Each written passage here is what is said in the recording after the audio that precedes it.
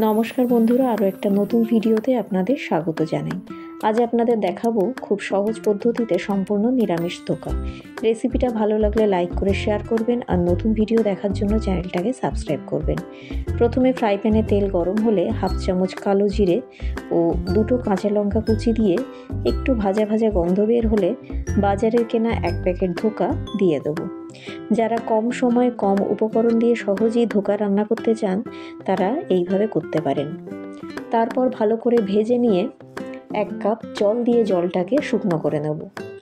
জলটা শুকনো করতে করতে একটা থালায় একটু সর্ষের তেল মাখিয়ে রাখবো। আপনারা মনে করলে সাদা তেল ব্যবহারও করতে পারেন, কিন্তু আজ আমি রান্নাটা সম্পূর্ণ সর্ষের তেলে করব। জলটা একদম শুকনো হয়ে গেছে।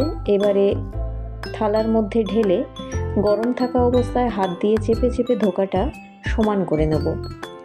তারপর একটু ঠান্ডা হলে একটা ছুরির সাহায্যে পছন্দ মতো শেপে ধোকাটা কাটবো।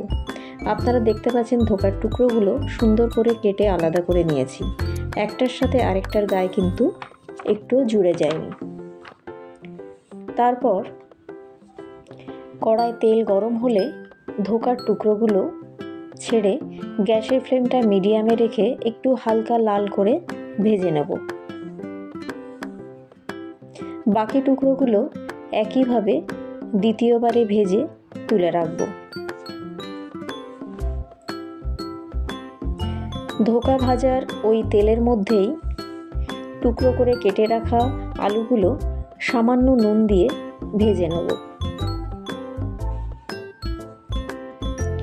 আলুগুলো আমার ভাজা কমপ্লিট হয়ে গেছে।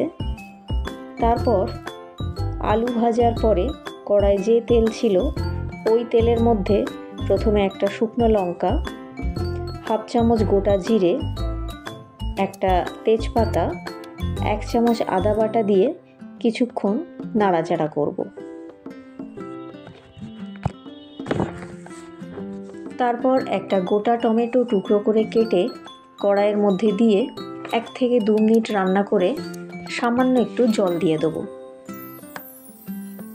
জলটা দেওয়ার ফলে টমেটোটা খুব তাড়াতাড়ি সেদ্ধ হয়ে গলে যাবে। এই সময় গ্যাসের ফ্লেমটা বাড়িয়ে একে একে পরিমাণ মতো নুন, হলুদ, 1 চামচ জিরের গুঁড়ো, হাফ চামচ কাশ্মীরি রেড চিলি পাউডার ও হাফ চামচ চিনি দিয়ে তেল ছাড়া পর্যন্ত মশলাটা কষাতে থাকবো। মশলা থেকে তেল ছেড়ে দিয়েছে। এবারে ভেজে রাখা আলুগুলো দিয়ে মশলার সাথে ভালো করে মিশিয়ে জল ঢেলে দেবো। জলটা ফুটে উঠলে ভেজে রাখা ধোকার টুকরোগুলো দিয়ে ওপর থেকে স্বাদ অনুযায়ী চেরা কাঁচা লঙ্কা, হাফ চামচ গরম মশলার গুঁড়ো ও হাফ চামচ ঘি দিয়ে একটু নেড়ে চেড়ে গ্যাসটা অফ করে দেবো। ধোকাটা বেশি সময় রেখে কিন্তু ফোটাবো না। বেশি সময় রাখলে ধোকা ভেঙে যাওয়ার ভয় থাকে। রান্নাটা আমার কমপ্লিট হয়ে গেছে।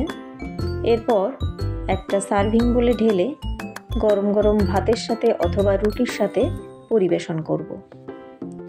রেসিপিটা কেমন লাগলো অবশ্যই কমেন্ট করে জানাবেন। আজ এখানেই শেষ করছি।